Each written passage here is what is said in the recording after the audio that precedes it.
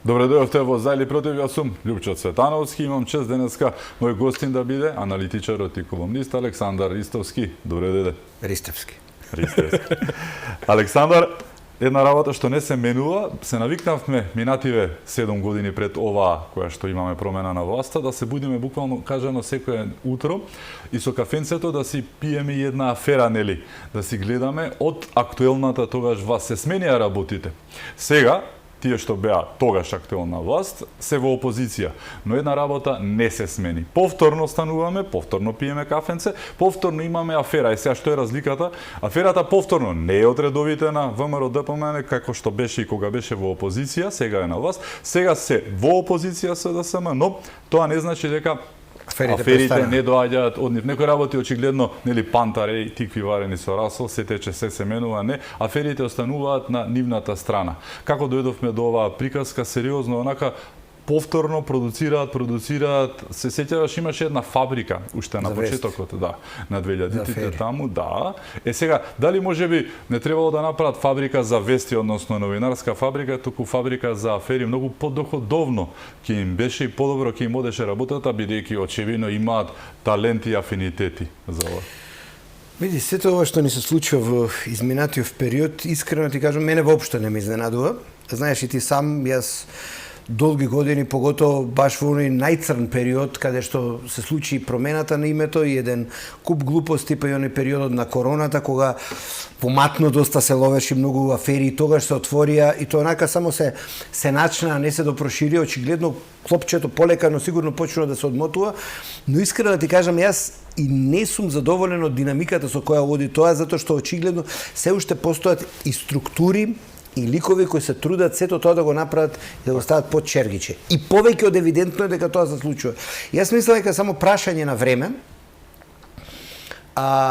кога ќе се случи она природна селекција, и врзана со мандати, и врзана со разрешувања, и со промени, и со се и се што, и во структурите на полицијата, и во структурите на обвинителството, и во структурите на судството, па може би и во новинарската фела каде што истражува или недоволно истражувало одредени нешта и одредени дејанија, каде што сите оние афери што ние ги забележуваме како полуафери, значи само начнати и оставени или начнати недоистражени, дека ќе видат виделина и ќе видат светлина на денот, затоа што убаво рече ти, ние имаме афера секој ден и тоа се сериозни проневери, сериозни криминали, сериозни злоупотреби, кои се случуваат и од носители на јавни функции и од оние од второ, трето ешалон, што може би и не ги приметуваме или не им обрнуваме внимание, но и самите институции на системот. Што се приметуваме? Приметуваме дека многу нешта се релативизираат. Еве, ќе земеме еден градоначалник од југозападот на Македонија, каде што имаше 13, 15, не знам колку, десетина кривични. Сите седеа во фиока. Сега една по една ги решават и гледаш пак поминуваат некако ниско. Или неказнето.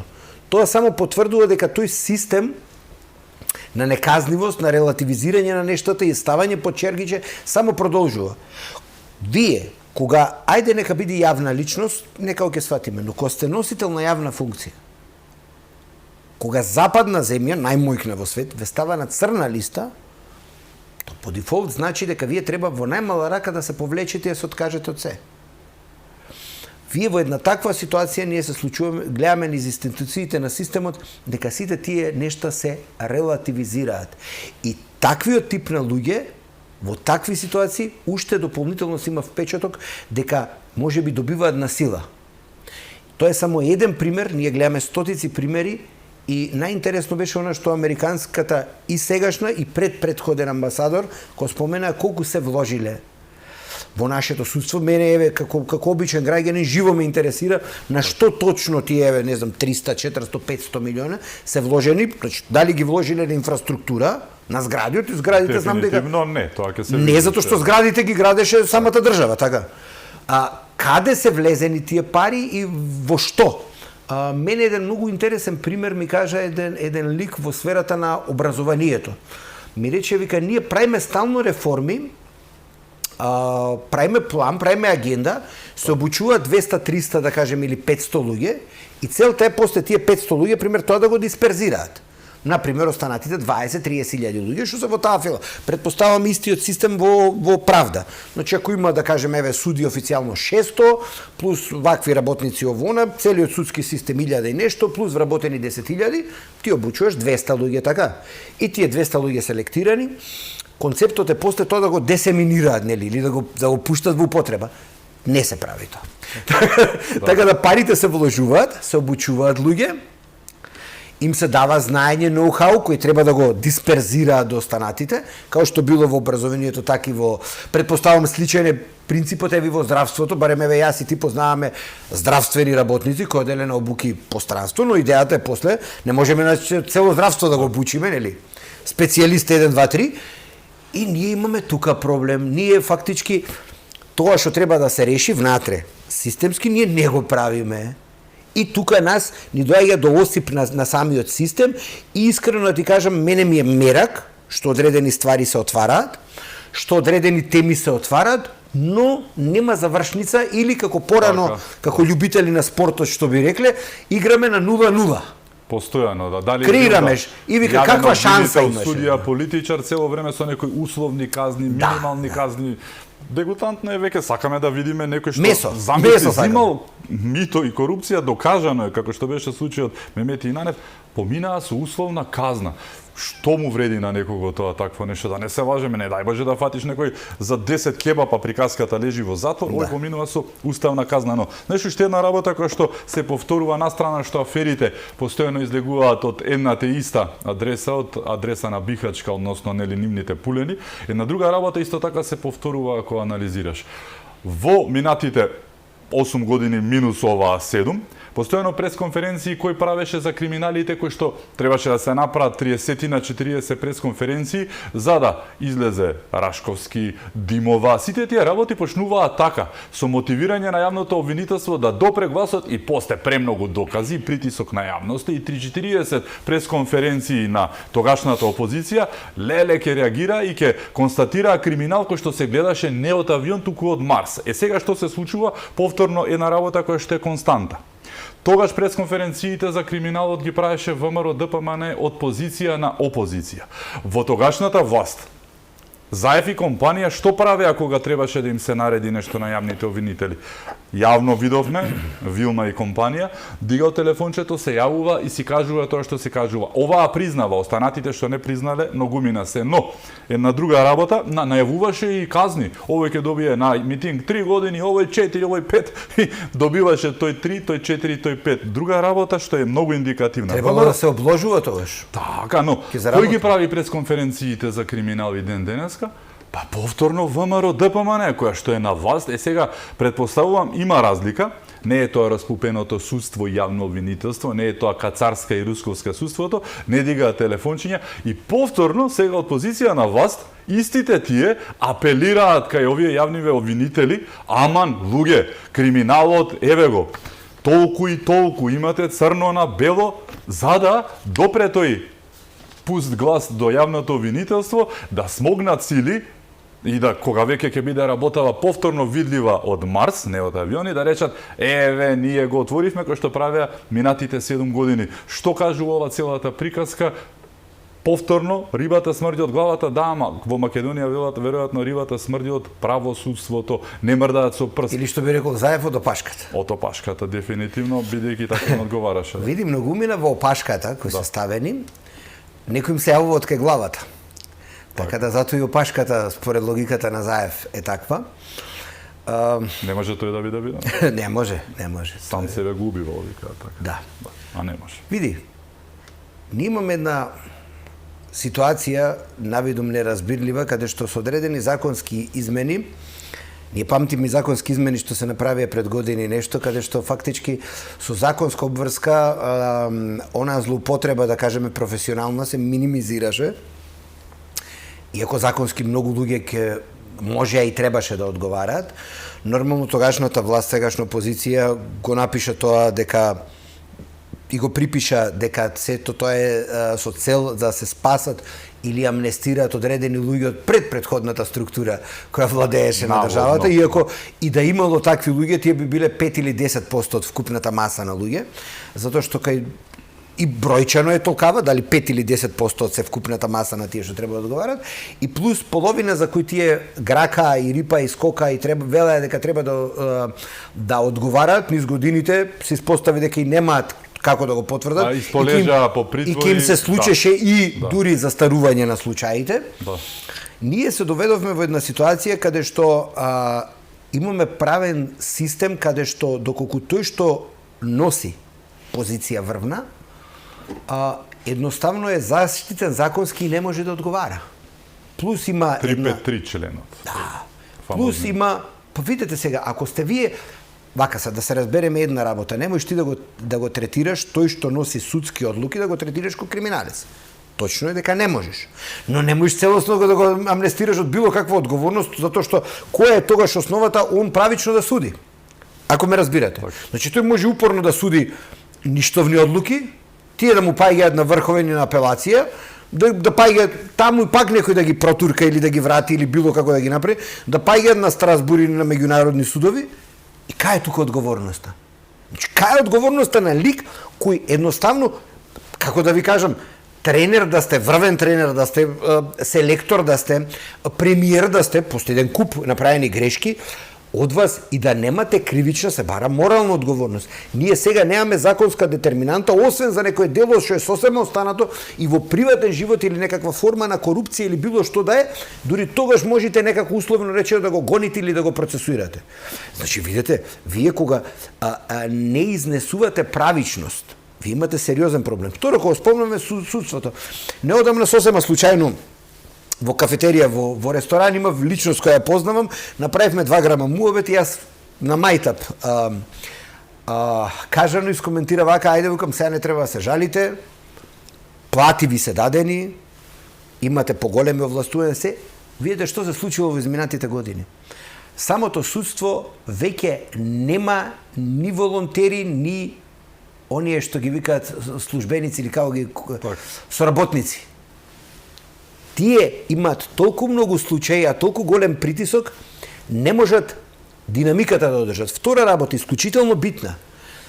Вие судските одлуки, за многу луѓе што не знаат, ја не сум ги знаел, никош не сум бил во системот внатре, не сум бил дел од некој процес за да знам како функционира. Да, мило ми е што е тоа така. Судијата одлуките ги носи заедно со 2 суди поротници. Кога јас слушнав дека судија поротник чини колку што е од овде до телевизија до кај мене одење и враќање со такси, толку му е дневница, или да не речеме 10 евра, Так.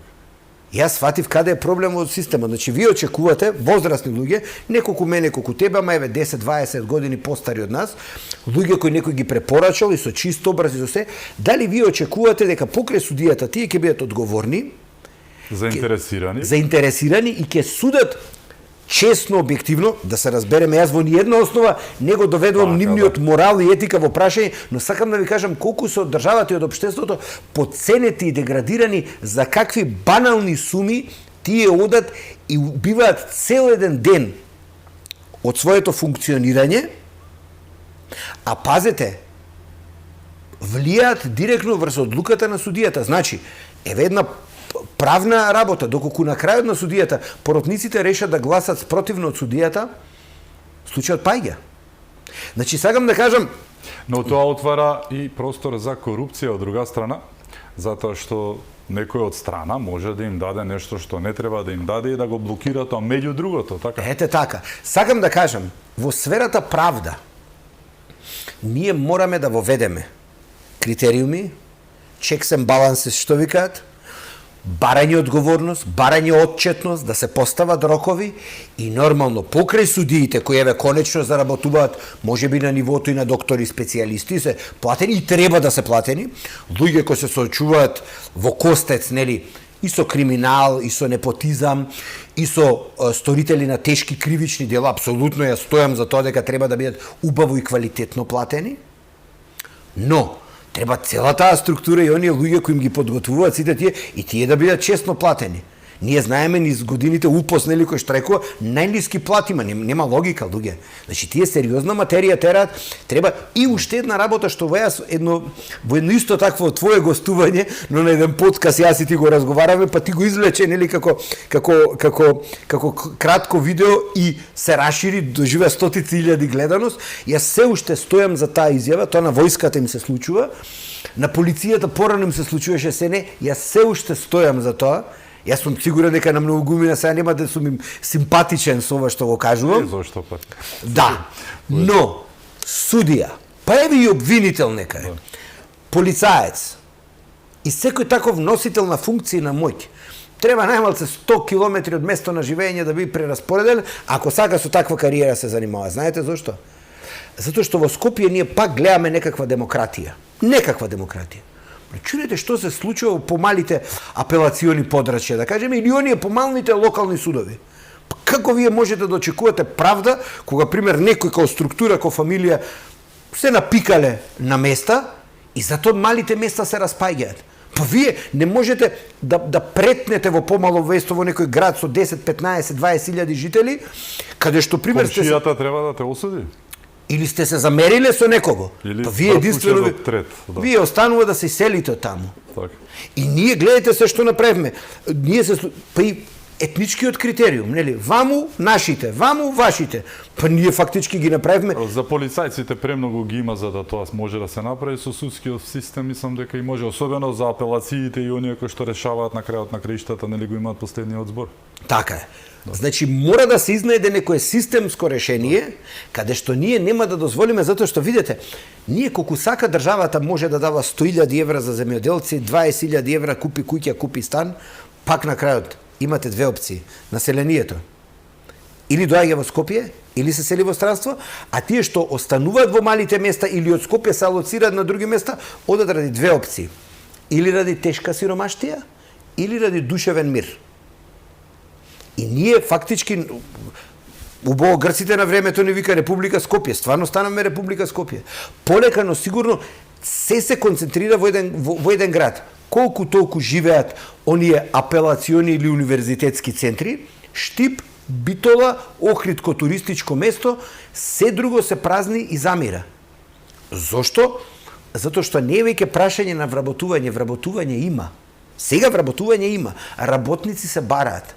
Луѓето веќе бараат мир, душевен мир, бараат квалитет на живот и трето еве јас, тоа што еве сега се турка, иако беше 7 години завлечено и нигде го немаше, а беше предлог уште 2010-та, врелата вода од рек, во Битола веќе 25 години парно нема. А јас паметам на времето Нова Битола, Ремо и тие населби има, на мазут се греа. Значи не можете вие такви гасовод имаме, топло, луѓе, дајте бе освен Скопје, 30% само од Скопје има парно грење, само 30%. И сега, вие со струјана, со сите афери, нели што ги збориме, кога почна аферите со струјата во задниве 5 години, така? Што им направи на луѓе? Прво ги натера инвертер клими да купат, почна луѓето се греат на струја, почна да им стигат по 200 еври сметка за струја. Значи ги растуривте. А кој влезе во бизнисот, знаем. Па тие се, како беше песната, идем у Дубај. Так. Секоја чест, мислам, браво, Алвера. Приказката за парите и нешто што го спомнавме во првиот дел, постојано пресконференции повторно држи сега ВМРО ДБМН од позиција на власт за тоа што на обвинителите никако да им текне, односно не може да се намалат, најверојатно некој ги држи за нешто таму, нели врзани или не, за да го направат тоа што треба да го направат, но еве веќе трета недела случајот го обелодени Ирала преку оној случај со јагленот од Грција кој што горел во Македонија, а парите оделе на сметка во бугарски Петрич, на сметка на Вице Заев, меѓу другото, кој што има на иста адреса Венко Филипче замисли фирма отворено. И што се случува во целиот тој случајно кијамет? Случајно тој што работи со тие пари, меѓу другото фирмата, му дава на Филипче джипот ни помалку ни повеќе 130.000 евра. Ауди Q8, толку сега и поскапи се, но замисли сега, јас колку што знам, 50 евра е максимум што смееш да му дадеш на функционер и може да го прифати. Точно, поклон. Ова му доаѓа, ако е тоа 130.000 евра, многу илјади пати, повеќе од тоа што е нормално, тоа не бе поминува и тоа, како и зошто јавното обвинителство не отвара случај. Настрана поврзаноста со фирмите кои што случајно се наоѓаат на иста адреса, настрана тога што е министер за здравство, настрана што Заев го направи председател на партијата, настрана што Заев пред да го официализира го однесе во Грција, настрана што одат во Дубај и прават журки, и сега ти имаш нешто што се вика 130.000 евра джип во твоја во твој посет подарен и никому ништо. Ова е, мислам, уникатен случај не во државата, мислам, многу пошироко. Не сум слушнал за таква нешто. Па види, и не се отвара случај никако. Не е единствен случај, имаше сличен случај со такво возило, пример, еден генерален секретар на влада. Така. Што нели од децата од реден ден штедеше, па и куќа направи имот, купи се, ама возило такво возеше од одлична сума. Имаше и еден директор на СОЗР исто така, ама за тие отвораа случај. Имаше и друг, имаше и вице-премиер. Да. Да, што случајно му запалија колата. Да. Па на другарот било, па... Да, од 80.000 евра, што знае дете? Што знае дете што со 80.000 евра? Види? Ама и тој избега, еве. Двајцата се, едниот во притвор, другиот во затвор наводно, иако гледаат постојано тој Рашковски ќе да беше. За Мирчевски случајот е во тек. Ама не прогон Артан било. Груби, никој не знае каде е, нели? Не, нема прогон било тоа. Така, да. Власта го мрази, и тоа е против правата. Так. И така репресија има. Ама види. сега еве за Филипче нема ништо. Па валјда затоа што за тоа го ставија председател на партија. Па предпоставувам за да може да глуми жртва, затоа што еве сега коментираше Повторно партиски реваншизам. минатата недела рече дека сме тоталитарен режим. Да, во Грција го кажа тоа. Да, навистина. Види, јас се воодушевувам на луѓето што имаат тоа ниво на дрскост да прават работи што по мојеве, да кажеме, систем на вредности се одвратни и да бидат мртви сериозни и да се пларават луди дека не се случува. Навистина сум фасциниран од таа психопатологија. Предпоставувам дека треба тука да се ангажираат луѓе во сферата на психологијата, психијатријата, социологијата, кои можат да го разработат тоа ниво на прифаќање на секакви, да кажеме, криминални и негативни дејанија, а истовремено глумење лудило дека ништо не се случило. Јас, пример, секој почнува од себе, за многу работи, предпоставувам, еве, и ти кога гледаш, пример, спорт, си воодушевен, некој викаш, ово е подобар од мене, ја вака не можам. И јас сум фасциниран и воодушевен од такви луѓе, затоа што, еве, јас така не можам, и сум изненаден што воопшто се трудат и продолжуваат да обстојуваат, валјда чекаат некаква дојава за да се случи тоа што се случи на вице-премиерот, па негде да заминат и после, нели, преку фамилија да глумат жртви. Навистина не можам да сватам до каде одат. Мене само ме загрижува тоа што органите на прогон, како што ти рече, по допрен глас, никако не ги допира, значи тој гласот да ги допре нив и да фатат нешто, да сработат и да се поместиме малку ко држава, затоа што, види, мене би ми било исклучително непријатно да примам сериозна плата, како што примаат. Тие што се професионалци, секоја чест, капа им симнувам, ало вера, но јас се надевам дека ќе се смогне сила, дека ќе се најде доза на објективност и дека ќе се потрудат не према политичарите, не према мене и тебе, него према севкупната јавност, пример, да се изборат, да се надмини оној доверба од 2%, пошто доколку имаат повеќе членови на семејството, испаѓа дека и тие дома што им се не им веруваат. И мене навистина ми е интересно кога Уставниот суд, пример, еве, повикува на некој, да кажеме, преиспитување на некои работи што беа ставени под чергиче, да таков оркестриран и агресивен напад се врши врз нив, што е дури одвратно, што дури пратеници си зедоа за право да сакаат да отповикаат уставен судија, што за мене е онака, што би рекле французи, тре бизар. Тоа значи па баш напротив, дека си ја врши работата кој што треба. И мене не ми е јасно како одредени луѓе се осмелуваат на луѓе на највисоки функции. Јас се уште пример, мене не ми е јасно како Уставниот суд во едно претходно раководство пред неколку години, кога се поднесува, пример, оспорување на начинот на промена на име, се оспоруваш и сето тоа законски Секој што е правник ќе ти каже дека било неиздржано, барем можеа да пробат да го протуркаат или да најдат изговор. Не го ставаа под чергиче и со години не одлучува. Сега, кога гледаме дека одредена полупроменета структура или целосно сменета, да кажеме условно, собира храброст и едноставно не можеш да залепиш етикета дека брани страна, него едноставно платата што ја зимаат и заклетвата која дале и нивното целокупно животно искуство пробуваат да го искристализираат или да кажеме расчистат по закон, тие трпат страшни напади и шиканирање и навредување што мене ги лепат на плакати позади. Јас сум те избрал, тогаш си ми бил супер, ама сега работиш работата како што треба, не функционираш на надигањето телефон, предпоставувам. И што се случува? Го гледаме Љупшо Коцевски позади портпаролката, пратеници на СДСМ на пресконференции, сега не чини затоа што сега не ја работел работата како што треба. Како се менуваа така рапидно работите за човекот што ти си го избрал, а кога си го избрал ти, ајде да не се лажеме, работите не одат никогаш, случајностите не постојат така во Македонија, ништо не се случува. Мислам дека ние имаме севкупно во политиката и во политичкиот систем во партиите. Јас мислам дека имаме една изместена перцепција за тоа што значи јас те избрав. Значи, како да ти кажам, јас газди на фирми, приватни фирми, бидеш благодарен и да сработуваш за нив цело време. Знаеш како е приватна фирма, што е приватна, еве газда има, еве. Телевизија, маркет, што да е. Во нив газдите не настапуваат така. Да. Носителите на општествено-политички функции не се газди. Тие се слуги на граѓаните. Мислам дека многу луѓе имаат изместена перцепција за тоа на која позиција се наоѓаат. Тие што во политичката партија, која и да е, дали е СДСМ, ВМРО, ДУИ, ВЛЕН, ЗНАМ, Левица, Десница, која сака нека, кога бираат кандидат, тие треба да бираат кандидат што најправично, најобјективно и најквалитетно ќе си ја врши работата, а некој ќе биде пристрасен. Затоа што, доколку ти мислиш дека под наводници си купил играч, ти фактички си ставил човек кој работи за тебе. Супер, тој што работи за тебе, утре ќе работи за друг. Значи, изборот на луѓето треба да е квалитетот и објективноста и честноста. Доколку ти очекуваш наклоност, ти малку си ја утнал работата. Така. Ама ако не ми сработиш, ќе те ставам на тапет и ќе те кудам, така е работата. Добро. Да. Ние имаме проблем во државава очигледно со заштитните механизми. Јас кај тебе овде имам зборувано едно од најударните теми, кој кај нас најмногу се вулгаризира, нели кога институциите на државата и кога министерствата се градат и ќе земе ќе го напаѓаат премиерот.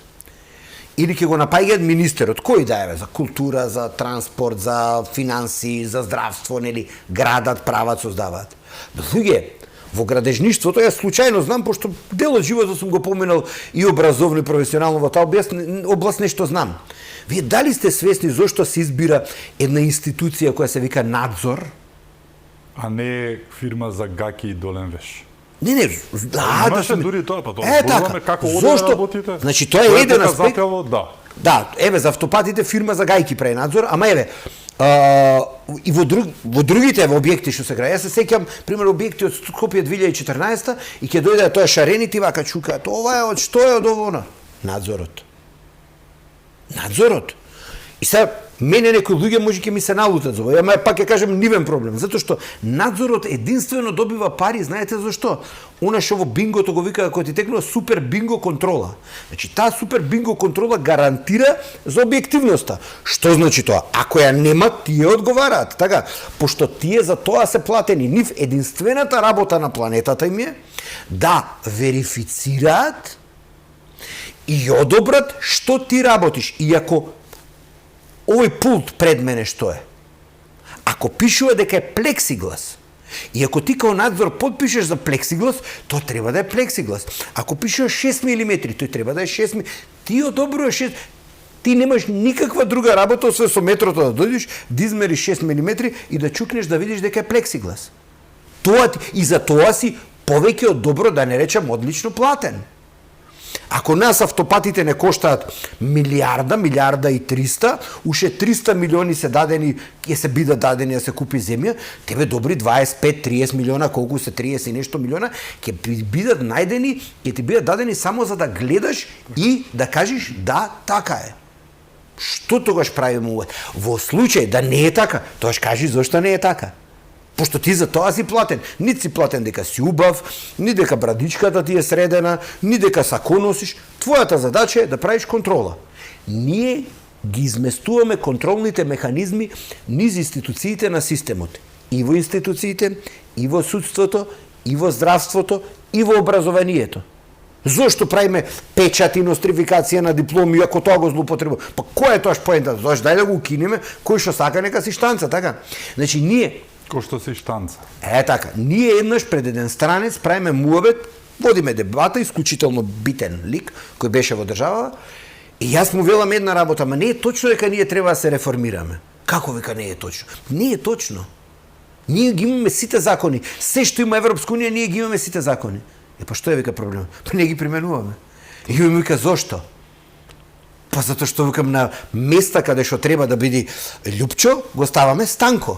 Кај што треба да е Алек, го ставаме Митко. Ние дури оној тест што беше за интегритет 2018 се укина. Тестот за интегритет. Или, пример, се дозволува луѓе со одредени дејанија или дејства или не чисто досие да стапуваат да бидат носители на функција. Тоа е проблемот. Ние фактички успеваме низ годините да го заразиме, да го инфицираме системот, а системот е донесен. Значи ние, ај просто ќе ти кажам, оди во некоја најубава населба, не знам, која сакаш кажи, во центар, во аеродром, во Карпош, во Влае. Дали пример, почни од првото тоа што сега пробува Тошковски да го стави под ред. Сообраќајна култура. Немаш да сообраќај. Каде ти во животот можеш да одиш по трото, ти да одиш пешки пулици? Јас се сеќавам, ќе те прекинам. Во лето господово 2005 шефот на Проксима тогаш на мисијата што беше кај нас се заминуваше, имавме прес-брифинг со новинарите. И тој вака кажа, се сеќавам многу добро на зборовите, криминалната полиција вие не е добра, ама се подобрува, има добар пат, оваа полиција ви е супер, онаа тоаш граничната беше во идеја, нели, онаа полиција ваква, сите даде задоволнителни оценки, буквално задоволителни, за да на крајот вака дојде и рече сообраќајната и вака направи. Тука ви нема спас. Тука не сте нормални. Како ме поминувате така на црвено? Како може да го правите тоа што го правите? Значи имате проблем. Тоа е 2005 година, 20 години после тоа ситуацијата се менува, се обидуваат, Сейф Ситито верувам ке не спаси, но Александар не ја бива работа. Сейф Ситито само констатира и снима. Така. Ако одлучува Трајче, или Блерим, или Митко, и ако му прати на Лјупчо, а на Алек не му прати, или на Алек го казни за 51, а Лјупчо не го казни за 76. Не. Мислам дека со тој начин, кога веќе не е со директен контакт, јас те имам тебе, сега, дај го телефонот и ќе комуницираме. Ние градиме згради што вредат по 2000-3000 евра паркинг и човек купува голем стан, цела фамилија вселува и решава да не купи паркинг место. А има 2 коли, 3 коли, па кај ги чува? И ние стално коментираме дека имаме проблем. Не проблемот, ние го креираме самите. Значи, купи си го, или колку објекти знаеш ти во центар де Бармало, овона, направени со нелогична косина, или со тесен влез, или преадаптирани во теретани, во стоваришта. Многу, премногу. Западот има и без тоа, градени порано. Така е. При со подземни станови дури. Ви, има една финта, Западот тоа многу лесно го регулира. Нели низ годините ние имавме една цака, кај што викаме станот кај што живееш плаќаш еден данок, ако ти е второ, трето, четврто живеалиште, дупло, тројдупло. Направи го тоа и за возилата, но прво овозможи услови. Го има тоа, значи после на регистрација не добиваш поволности, се има некои работи, но мораме да одиме со куќи од блок реклами, ке зборуваме малку и за црната кампања која што наваса во Македонија повторно од едната иста адреса од опозицијата, ке зборуваме и за она што се случува со Европската унија, со Бугарија. Со нас е Александар Ристовски, се раќаме веднаш по рекламите, останете со нас.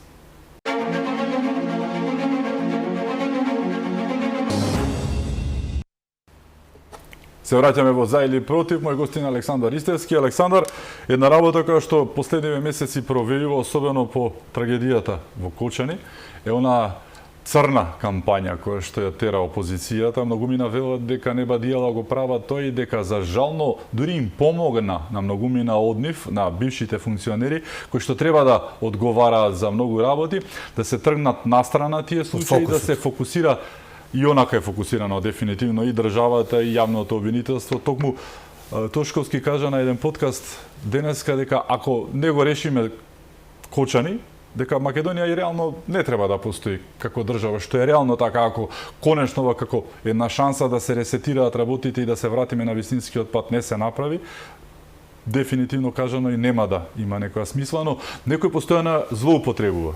Се гледа одстрана и тоа дека има поента.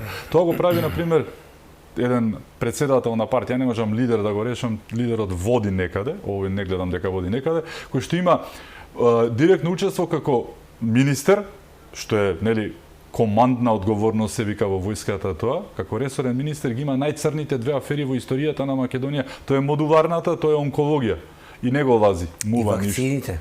И вакцините настрана се тоа. Набавка на вакцините но и не посредник. знаеме колку луѓе умреа прерано заради тоа што ги немаше. На онкологија не знаеме колку луѓе умреле за тоа што не ја добиле вистинската терапија или пак денеска наместо да живеат уште 30 живеат уште 10 години. Тоа не се шеги, тоа е многу црна морбина. Забораваш и други работи. Да. Забораваш пример укинувањето на изградбата на клинички центар. Кој што требаше да биде готов половината на 2021 ако се одеше по стариот план. 2021, Ќе да. имавме, да. Види, тој беше за луѓето доколку не памтат, затоа што еден мој пријател во PR-от викаше луѓето имаат свест на паметење за општествено-политички работи до 6 месеци. Ајде да се потсетиме. Каков таков тој клинички центар кој иначе се наоѓа на местото каде што после во време на короната Петре Шилегов ни направи паркинг. Значи на местото што се расчисти па воодушевени потроше €1.000.000 за тоа, она место во државна болница, не оној према хематологија и овој што е према булеварот, према одма до гинекологија и до хирургија, тој паркинг беше место каде што требаше да се изгради огромна современа зграда на чинам 9 спрата. Со требаше да се реновира, со хелиодром на кровот, со топли ходници, тоа значи во случај да треба да одите на хирургија, на гинекологија или некој од другите 2-3 клиники што ќе останеа, требаше ни стопол ходник само да се истурка пациентот и да стигне, нешто налигно на во војна болница што ги има оние долги коридори. И тој требаше, од кога ќе се изгради тој клинички центар кој кошташе €100.000.000, 120, и веќе беа предвидени, спремни, капар дадено, фирмата требаше да почне да гради, само му требаше одобрение за градба, со финален проект со се. А потоа, отприлика 10 објекти во клиничкиот центар требаше да се срамнат со земја, да се отвори парковска површина и да има една-две дополнителни катни гаражи, затоа што и овој објект што ќе заграеше требаше со -2 или -3 под земја да оди со паркинг простор, ако ништо друго, барем да ги згрижи, нели, персоналот кој работи таму. Што добивме ние? Добивме прекинување на тој договор, пенали за плаќање, значи да фрлиме пари, а да не добиеме ништо. На негово место да се вложат пари за паркинг место кој ќе одржи градски паркинг.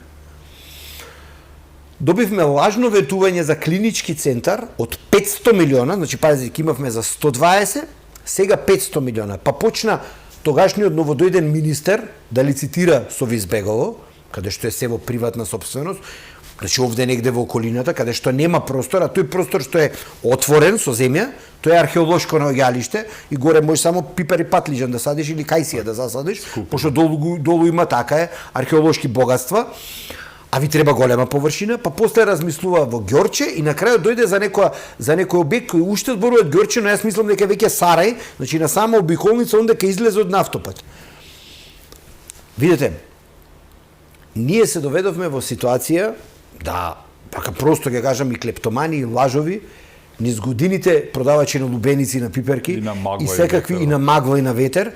Па, како беше она неговиот претходник со жицата, дека го болела и се комел во семето, и дека времето, и дека жицата го допирала.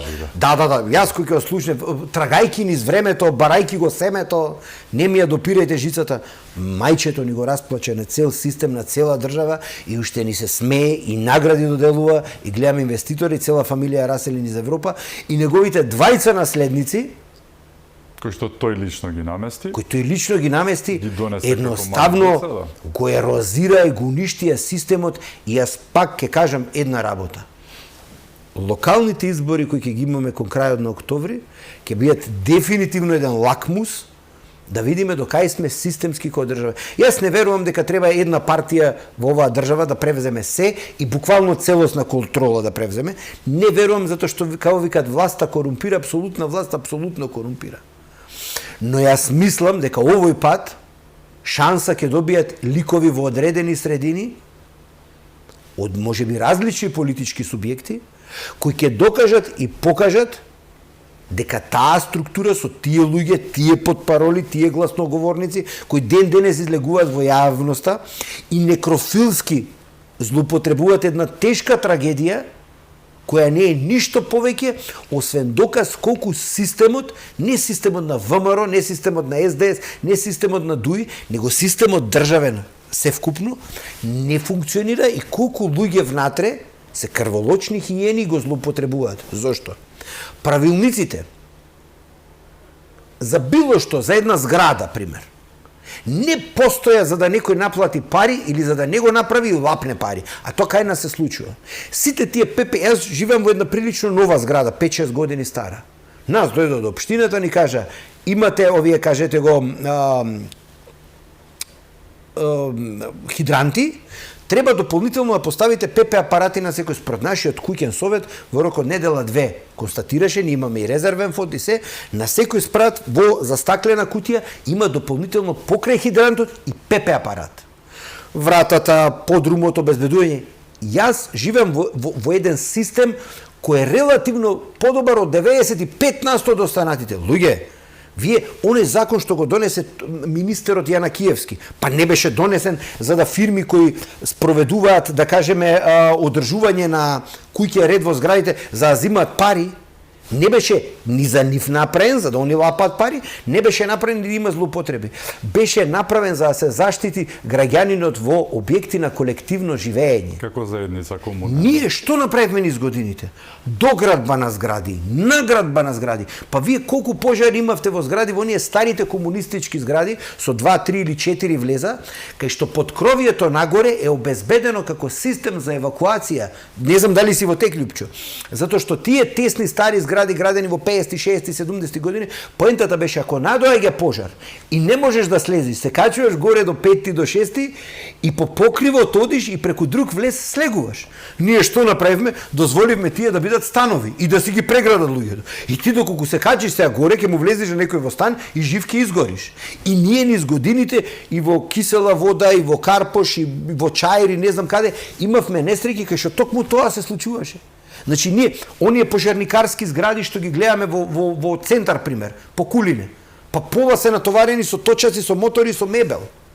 Так. И сега, ако народот е неодговорен, а народот неретко прави така како што му одговара во даден ситуација, да нели искористи нешто. Општините, државата и институциите на системот се тие кои треба да ги искараат и да ги вратат состојбите во првобитна состојба. Зошто? Затоа што тој безбедносен ризик или тој фактор на заштита е осмислен за нивно добро. Не дека некој ги мрази или дека ќе отргнеме Љупчо Пале ќе олапне местото. Не треба никој да го лапне. Не го фрлаиш поретот во каналот, зашто кога ќе дојде вода ќе се поплавиш. Па слично еве во Скопско. Па знаеш ли што ни се случуваше нас во Скопско поле, во Пелагонија и во други места? Комунистите у 60-ти години изградиле канали по 9 метра, по 10 метра. Тој што бил прва линија покрај каналот, пошто парцелата му е 40 метра долга, ќе вика 4 по 9 плюс 300 плюс 400 квадрати и го затрупува каналот. И после им се крева поплава и луѓето имаат штети. И Цацко е после крив така. Ама види, знаеш што, јас сваќам дека обичен човек не секојаш размислува логично, нели? Затоа нели попаметните и поодговорните растат хиерархиски во институциите на системот и доаѓа да го искаре, му каже така не треба, така не сме, врати ова. Ние тоа го дозволуваме, дури го легализираме. И таа системска грешка после станува катастрофа и несреќа.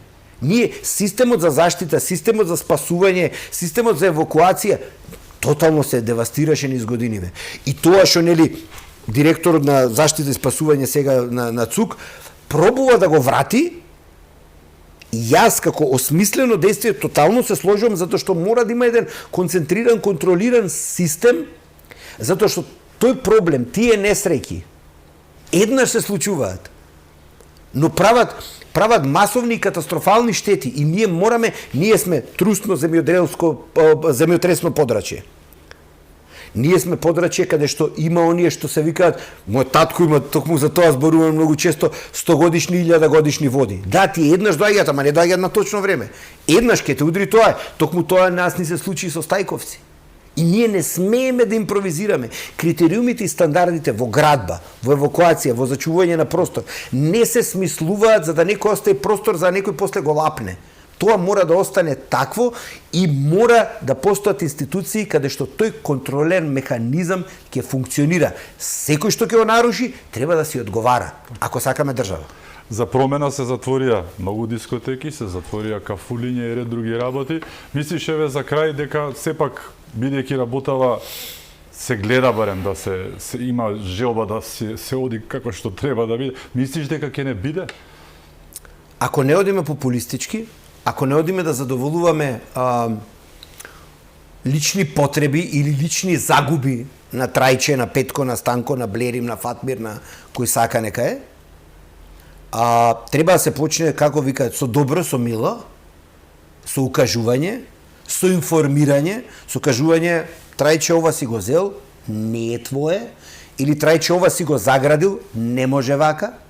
Државата нека си поднесе ако треба и трошок, видете за човек што е можеби побогат е друго. За тој што е посиромашен му кажете врати нешто во првобитна положба, му правите голема штета. Државата треба дел од штетите да ги земе на свој грб, но треба да е со фино, со добро и да се каже дека е ова за општо добро.